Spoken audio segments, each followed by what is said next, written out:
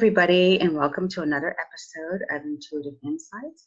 I'm at the office today, and I have on the line Reverend Emma Mackenzie, who is a spiritual coach and writer. And she's here to tell us about how she uses her intuition in her business practices. Hi, Emma. Welcome. Hi there. Thank you so much for having me on today. What a pleasure to see you. Yes. So Indeed. tell me, how did you get started? I've taken you could sort of consider it like a braided path, because even as a young child, I was very aware of the spiritual world, but didn't have the language or the culture to know how to talk about it. Yeah.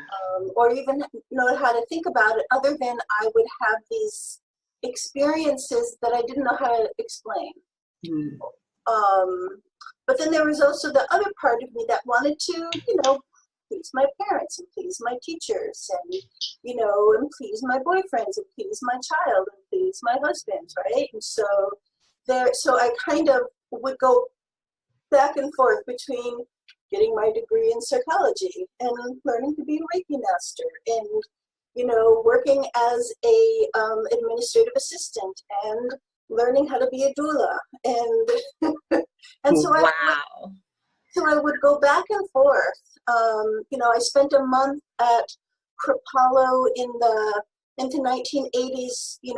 I was there for a whole month learning to be a massage therapist, and so there was a constant of wanting to understand my responsibilities in the spiritual world, but also wanting to do my responsibilities in the quote real world, right? And so I would go back and forth and back and forth. And then I was just like, I can't do it anymore. I can't punch the clock. I can't report to people. I can't sit in a cafeteria full of people who don't have any idea what I'm talking about. Like mostly lovely people, but a whole nother world. And so I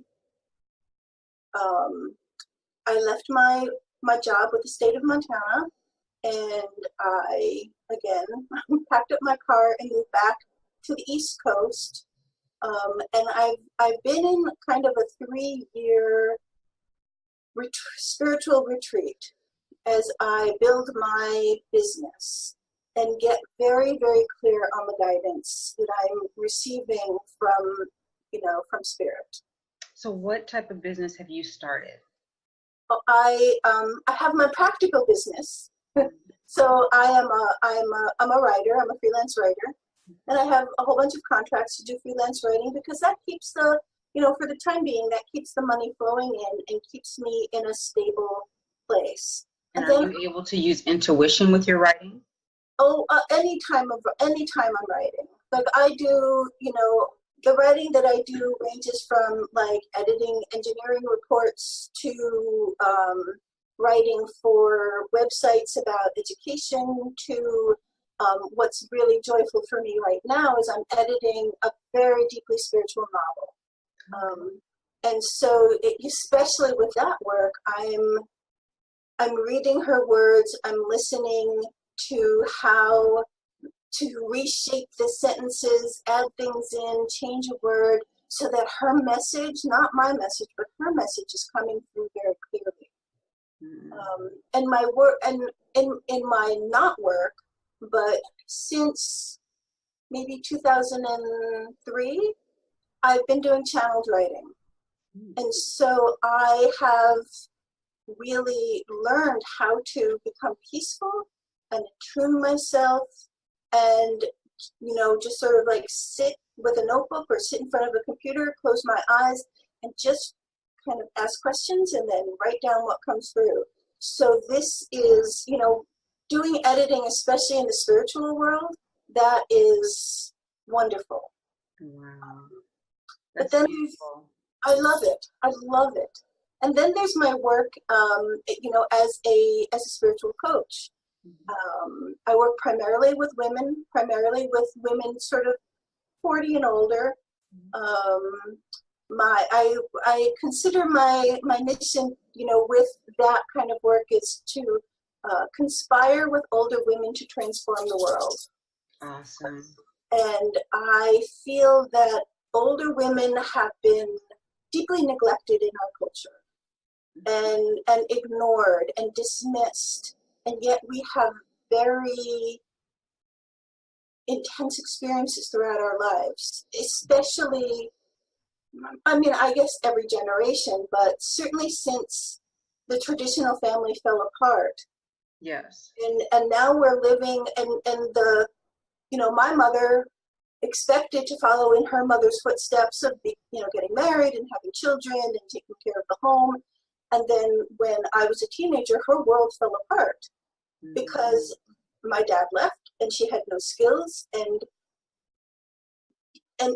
society changed then in the, say, late 60s, early 70s. So she hadn't done any self-development. It was just... It wasn't expected. It wasn't part of the culture. That's very true.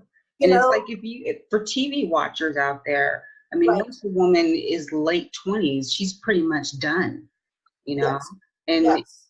For a woman, the older we get, the more in our prime, because that's when the times are coming, we learn to follow our intuition, trust our intuition, and then rely on our intuition. Yes, exactly. And so, but that's been really repressed.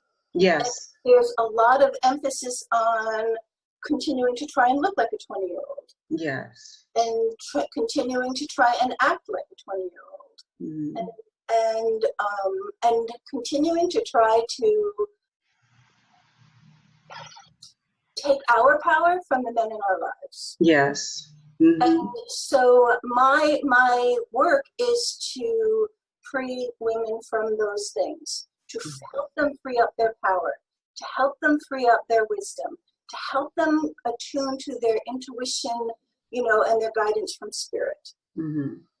And because the more women who are doing that, the more we can transform the world towards what it really should be. And what do you think it should be? I think it should be, I think about systems theory, right? And I think about kind of take it from an ecological point of view. In ecology, there's no dominant species. Everything lives within a system that regulates itself. If there's too many rabbits, you get more foxes. The foxes eat the rabbits. There's less rabbits. There's less foxes. It's not like the foxes and the rabbits have a meeting and say, okay, right? There's this whole natural system of checks and balances. Yeah. I think is what was sort of the highest view of what they tried to do in initiating America. Mm-hmm. Right? There were a lot of problems. There continue to be a lot of problems.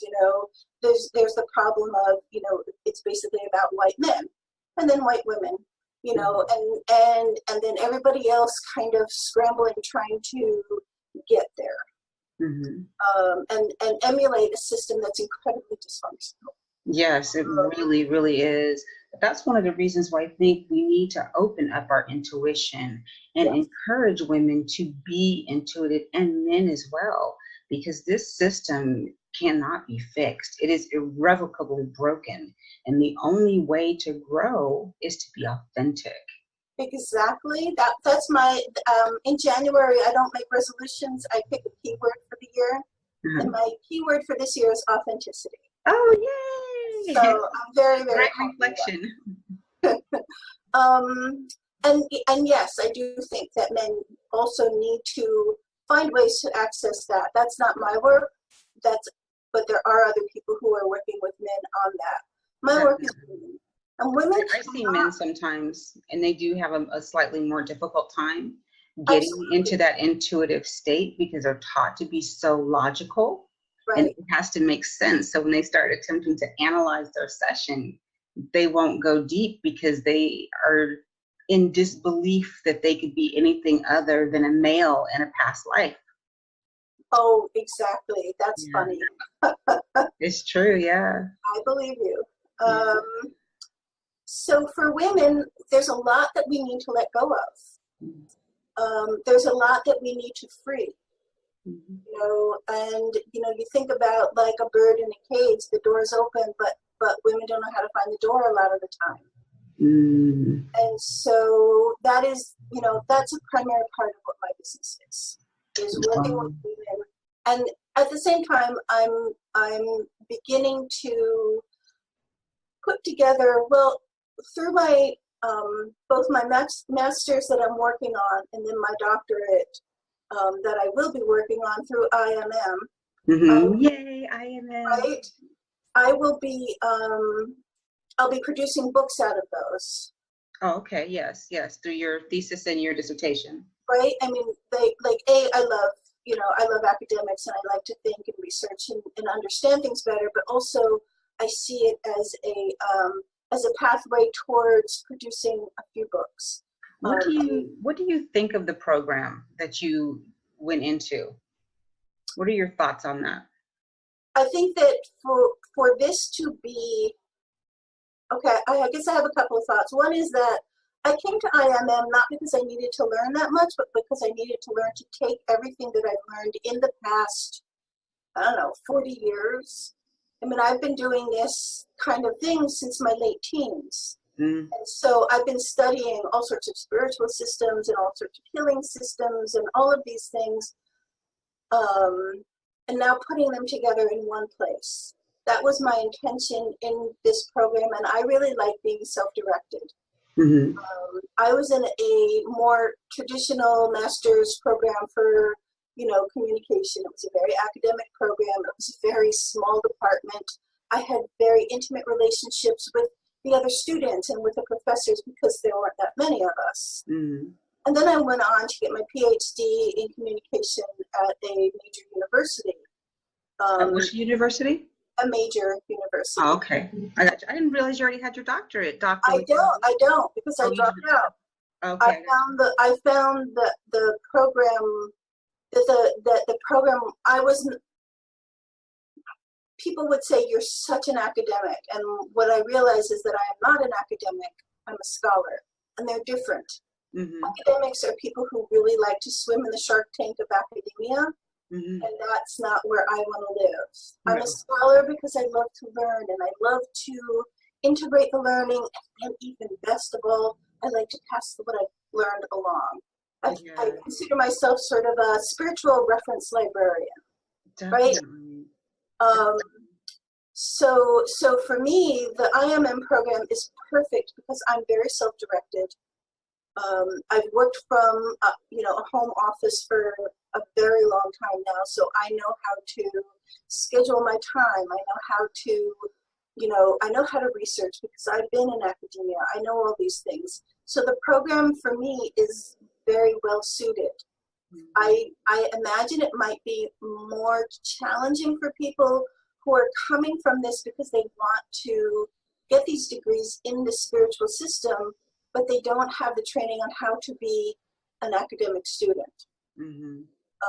And one of the things that I've done recently is put together a study group for the people who are working on their master's thesis so that we can support one another. Oh, that's wonderful. And I think that should be encouraged for the bachelor students and the PhD students, because there are things that each of us know a little bit about, not necessarily in terms of the spiritual system, but in terms of how to learn. Yes. And how to do that part of it, because it can be challenging. Yeah. So I think it's a great concept. I think it probably works better for some people than others. Mm-hmm.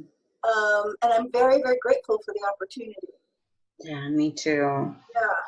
Yeah, it's just been a wonderful experience. Mm-hmm. For me, I got into it after I finished my bachelor's in legal studies. Okay. And it was literally like a week later after I finished one degree, I signed up because I just thought, this is perfect for me. This is what I want to learn about. And it's nothing like any other school I've ever been to. It really taught me about who I am as a human being, and also helped to hone my intuition so that I could be an even better practitioner. Beautiful. Yeah. It's wonderful. Yeah, I highly recommend it. If anybody out there is wondering if you're intuitive and you're not sure which direction to go in, I certainly recommend anybody check out that program because it does helps to clarify things. It very much does, yeah. Yeah. So, Kmas, you've got your website, which I saw, which is lovely, Thank you. and you do writing for all types of people.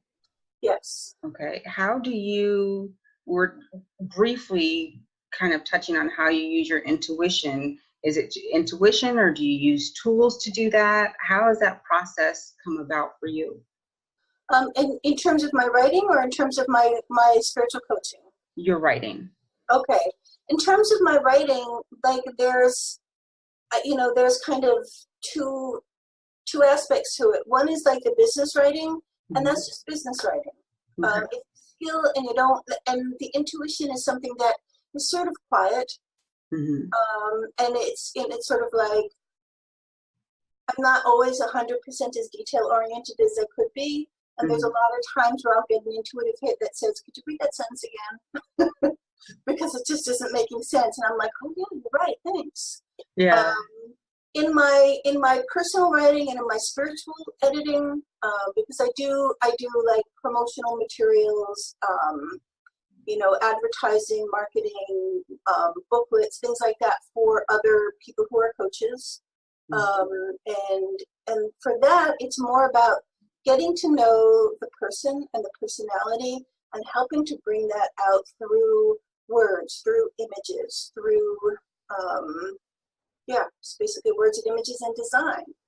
So if the other students have reached that point where they've done their thesis and or they've done their doctorate, they can come to you for editing services if they choose to publish. Oh, absolutely. And they can come to me if they need help in like designing their website or in like a lot of people use a certain kind of marketing plan, and they like to produce like either low cost or free ebooks or things like that. Like I help people to write these little ebooks and to edit them and to get like for me it's about communication. It's communication. The highest communication is the communication between me and my higher self.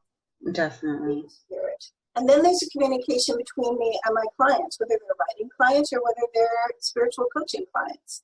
And then there's the communication from helping the clients communicate their message to the world. Whether it's, people who are writing and they have a particular message, like a coach who wants to give a workshop and she doesn't know how to present that, helping her to do that. Or if it's a client who wants to, break out of her cage and become more intuitive and become more proactive in a world that really requires her presence. Both of that is about helping them learn to communicate from the self. So your business is basically intuitive communication. Sure. That's beautiful. So as you were growing up and you were a little bit different than other people, as I find many intuitives are, where it seemed to be ahead of our time. What would you say to a young person out there who is journaling and writing and they don't even know what to do with this intuition and creativity? Right. That's really interesting. Recently on an NPR show that I was listening to while I was in my car,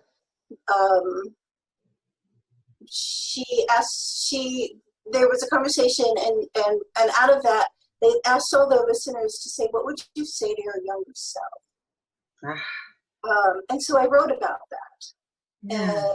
And what I, kind of as a summary is like, trust yourself. You're on the right path. And the path is not a straight path. Yeah. Well, it does that, but also think about it, we don't live in a straight line. We live in spirals. Yeah. And often we come to a place that is, if we lived in circles, we'd always be coming back to the same place over and over and over again. In spirals, we're always coming to it from a larger perspective.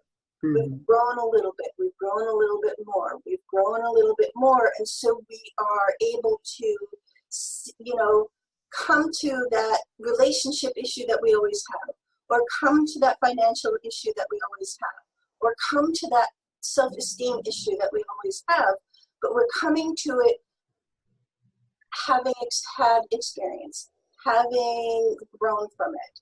And Mhm. so, to say to my younger self, or to these younger people who are like, I don't know who I am, I don't know where I'm going, it's like, no, you don't. And that's okay. It is a journey, and there's no destination.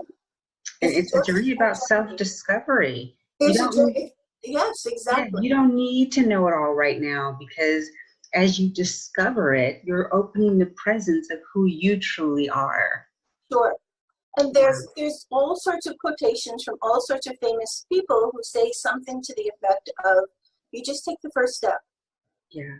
and then the next step will reveal itself. I just remember being at a workshop one weekend, and it was so foggy that you literally couldn't see the path in front of you. You just had to trust that the path was there. And so, Yeah. since it hadn't been foggy earlier, I knew the path was going to lead me where I was going, but I really had to trust to do that physical activity of walking into the unknown. That's essentially what life is. Yes. We're And just it's okay to walking. be a little afraid, Oh, sure. but once you take that step, Yes. you know that the path is going to continue, and it's not going to do something straight weird like completely drop off. Right. You will And survive. the truth is, like, in life, there are moments that happens. Yes, Right? yes. There are moments where you drop into the abyss. Mhm. Some people call it the dark night of the soul. Oh my goodness, yes. Right? Had And so, that, yes, had that experience. but people are afraid of it, Hmm. um, and and justifiably so. It's really But scary. people are afraid of it for the simple fact that you're going into so much unknown. When you have that dark night of the soul experience, you're talking about possibly losing a relationship that you've had for a long time. You don't know what to do because it's not as though you planned on this happening. You may be losing a job, an income that you counted on, and you didn't Mhm. plan for that either. Right. So it's justifiably scary, but we survive it. That's the whole point. It's a clarification of your spirit. I have to say that for me, even though I haven't always been tied to a specific spiritual system, because I have explored so many, but I Mhm. have always known that there was something. Those, Yes. and we can make up our names for it, and that's fine. That helps us to understand it. But I don't know that I would have survived as well as I survived if I didn't believe, if I didn't have faith, if I didn't know that I was not simply this discrete, small, powerless being, but I was also connected to something beyond understanding. That's a And, wonderful point, because that and is truly, I believe, what helped me to survive, right, what I went through as well, because there were moments where I thought, I'm not going to make it, and I don't even think I want to make it through this. I have no idea what's on the other side, and there may be nothing on the other side. But I right, have to believe that I'm going through this for a reason. The most exactly. painful things I could ever imagine happened. Every nightmarish scenario I imagined did happen, but Right. I survived it. And if I survived it, you can survive it too. And I see people who may sort of survive it as a shell, Mm. but do not grow from it and never leave it. Even How does that happen? My because I've shell been, was cracked open. like I have actually watched someone whose whole world shattered, and the image that I have is like, those Christmas decorations, those balls that are kind of like glass. Hmm. It's sort of like her whole world shattered, and she picked up every piece and glued it back together so it would appear to be the same.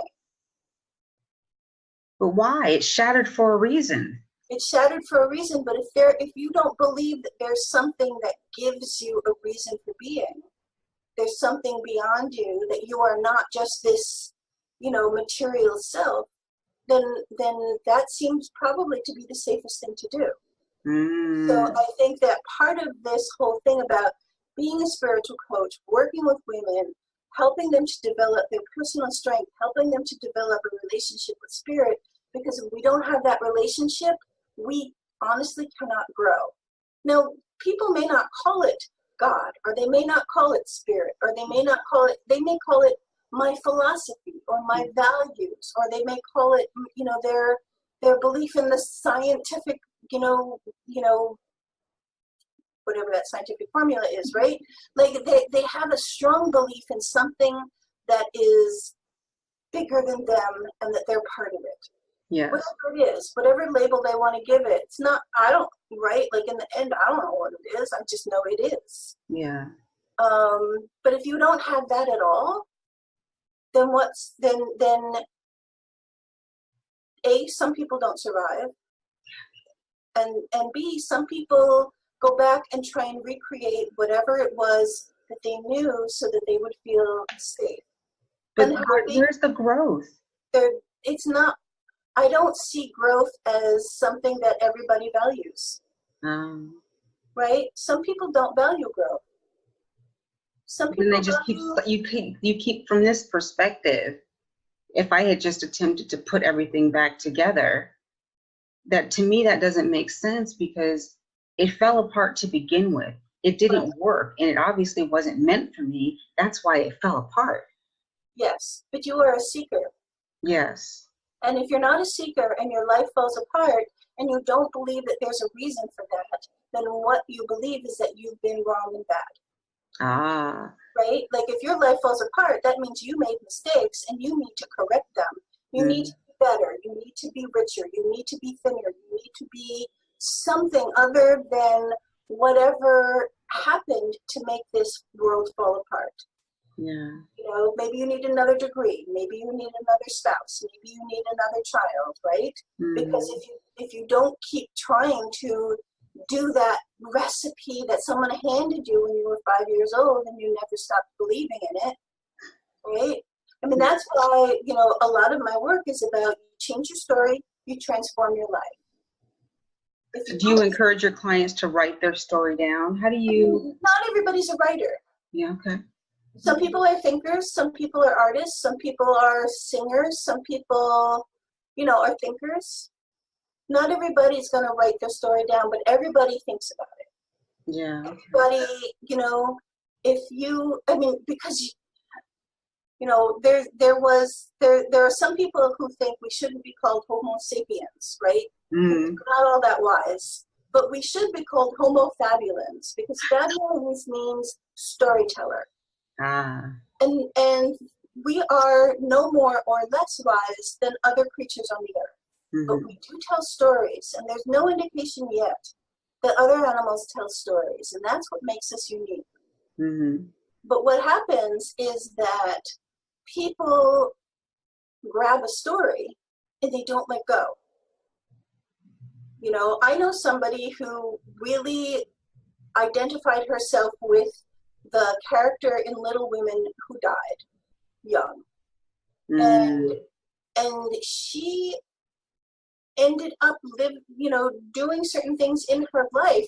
She didn't die, but she was close. Because she identified with that ideology so heavily. Identified with that character and with that story and all that she added in her own mind to what that meant. And so if we can tell a different story about what it means, just like you said, for you had these dark night of the soul experiences, and what it meant to you was it's time to grow past. Yes. But what the other story that some people tell themselves is that I was wrong and bad and I need to fix it. Right? So how do you tell a new story? How do you break past the old story or tell it from a different perspective? But I remember when my daughter was young and we would be arguing, and she would be like, well, I'm right, you're not right. And I would say, can you get the cereal box? And she's like, what? I said, just take the cereal box and put it on the kitchen table. Let's sit down. And I said, tell me what you see. well, she told me what she saw from her perspective. Mm-hmm. And I said, well, that's not what I see. And I read her the back of the cereal box. And I said, it's about the perspective. Yes. There's no truth. There's perspective. The Yes. truth is something so beyond what we understand. And we're always just trying to grasp it. Yes. That's why I called my company Perspective Metaphysics, because it's just a perspective. I'm not here to say that everything is right or wrong. It's just simply a way to get a new perspective on some of the things that people are feeling and going through in their life. So I find that very fitting. Thank you for that ananalogy. I appreciate that. Well, we're just about out of time. Is there any last words you'd like to say to the viewers out there? I guess I'll go back to trust yourself. Yeah. Find your way to whatever this larger thing is, because it will guide you in the biggest and smallest things. From what should I eat, to who should I marry, to where should I live, to what's the meaning and mission in my life. All of Very these metaphysical questions there. Right. Wow. Well, I want to thank everybody for tuning in to another episode of Intuitive Insights. Thank you very, very much, Emma Mackenzie. And if you need to reach, if people want to reach you, they're going to reach you how? They can reach me at my website. It's www.emmackenzie, all one word, .com. Awesome. Thank you again. I truly appreciate you being here, and I appreciate this interaction. Of course. Thank you. Bye, everybody.